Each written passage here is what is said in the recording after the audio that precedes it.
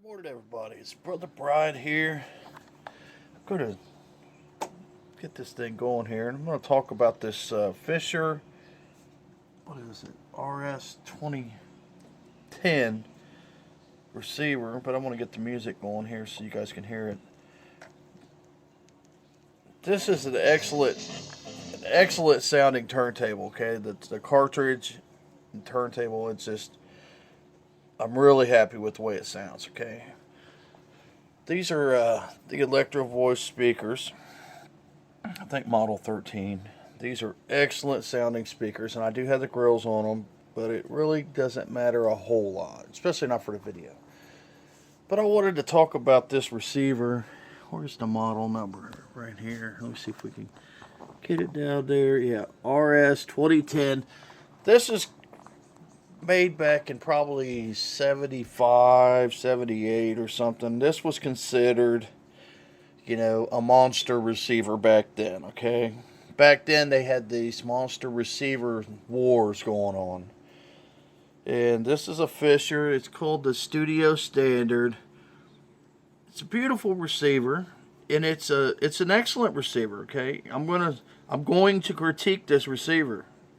But let me start it off by saying that this is an excellent receiver. I do enjoy this receiver. But it's not...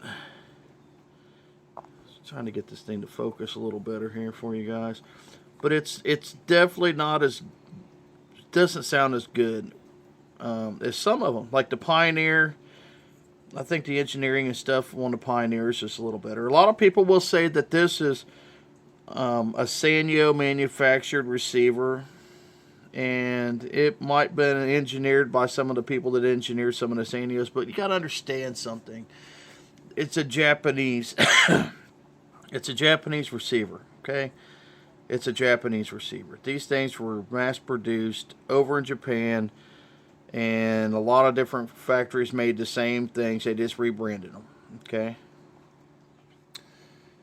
So let's get into this. I want you to understand something, okay? I want to show you. Okay, here's your power button. Okay, this turns it on, obviously. But your signal path, the sound goes through this receiver like this, okay? So how well it's engineered through this signal path will determine how well it's going to sound. It doesn't sound bad, okay, but it doesn't sound as good as a lot of them, okay? And I'm going to show you, just kind of show you. I was playing, this is like a 100-watt receiver. That's what it's rated at. Now, if you can turn the EQ off. You can. Now, I still believe the signal, even though you got the EQ off, the signal path still goes through here. Okay.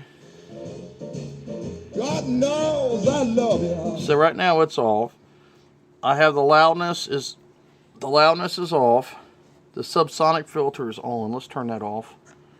Okay, so hitting that. So we try to open the signal path up the best that we can. But the more stuff you have going through the signal path, the more things you have that are going to disrupt the sound quality. That's basically what I'm trying to say here. Now at the back here, it's got those great big Darlington power packs, okay? This is your power board. It looks like that these are leaking, but they're not. What happened is they don't leak. I don't know if you can see, but if you look, they don't leak out of the side. I believe somebody was putting some glue for whatever reason, or some type of wax on them. They're on all of them. I don't think they're leaking. See, I mean, if you look at this one, you see how it's up here? There's no way that it's going to leak all the way up to the side of the, you know, the capacitor like that. That's not going to happen. Okay, so they kind of slopped in some wax or glue or something. They did it on all of them. This, I don't know if you guys can see this or not. They just kind of cut a piece of a circuit board and they put it in here. and then they put in a capacitor. I don't know why. I mean, might have had some issues with some hums, some noise. I noticed back here, you got these grounds that are just look like speaker wire on either side that's grounding the board. Now, when they first made this, they started manufacturing this particular receiver, they used the Teridial type transformers in here. Well, they got in trouble because they didn't have the rights or the patents to do that. They just did it. So they had to stop manufacturing the... So you can find these with the Teridial type, the round transformers, which are quieter. To me personally, I don't care what's in here. But they had to stop doing that, and they had to start using the square. And you can see they had to do something to shield it for some reason. They had to try to shield it in there, or maybe they wanted it to look like it's shielded. I don't know. And also, you got all these lights and the VU meters and everything. It's a pretty receiver. It does sound good.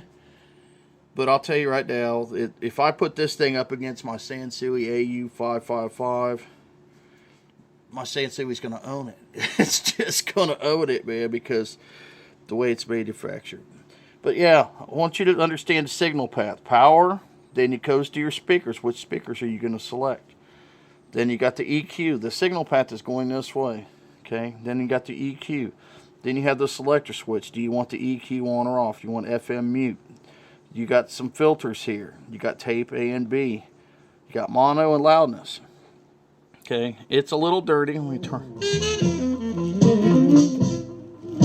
Now, if you listen. You know to stand and watch me.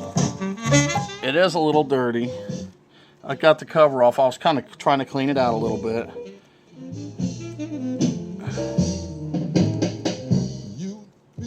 Then you got your tuner down here. But I mean, it's a nice receiver. Don't get me wrong. If you're a young hipster, you would dig this receiver, you know. But as far as like a pre-beer sound quality,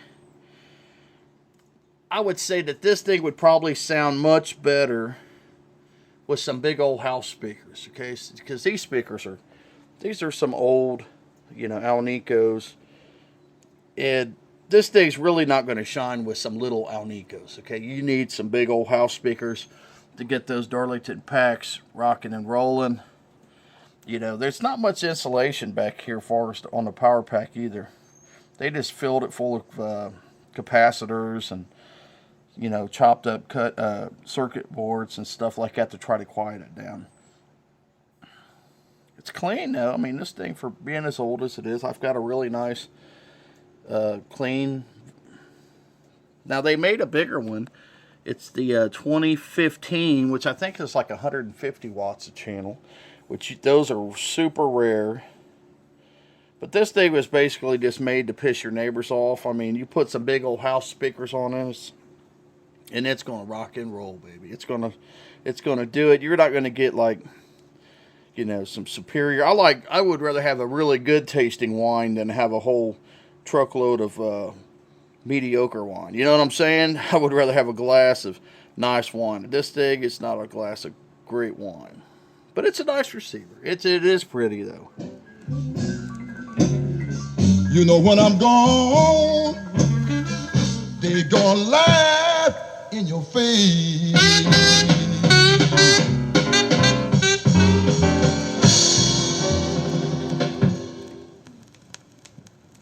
Old John Lee Hooker there.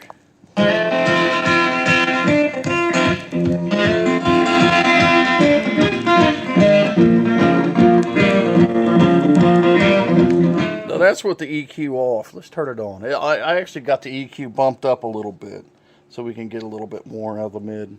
Yeah, boogie, boogie, boogie all night long. Boogie, woogie, woogie, where you ain't going wrong. Boogie, woogie. Not a very good recording on that record. You can hear it. That's not the record player. That's the record. Ain't going wrong. Boogie, boogie, woogie, boogie on down the line.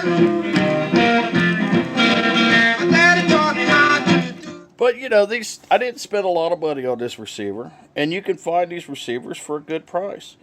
So that is a plus. You know, if this was a 100-watt Pioneer or a 100-watt Marantz, you know, it'd be $1,500. But you could find these for about $300. So I mean, you can get a decent receiver for about $300. That'll rock your house. So that is a plus. But you know, you're going to get a better sound out of a Pioneer. So anyway, I just wanted to kind of show you the inside of it. It's nice and clean. They use nice, big, thick, heavy gauged wires in there, you know. Big, giant capacitors. Everything's nice and clean. It's not horrible. It's not horrible, but you know, you won't see this like this type of, you know, work in a Sansui or Pioneer. You're just not going to do it. They're going to separate things and isolate things. That way they don't have to load it up so much with capacitors and stuff to try to quiet it down. You know, the more capacitors you put in there, the more quality sound you're going to lose. But there she is. And she does have a nice, beautiful wood case. I have the wood case off. But she has a beautiful wood case. And I'll probably put it back together, and she'll probably go back into the house today. And I'll bring something else out to play with for a little while. But I wanted to share that with you guys, and I hope you guys enjoyed it. You guys have a good Sunday.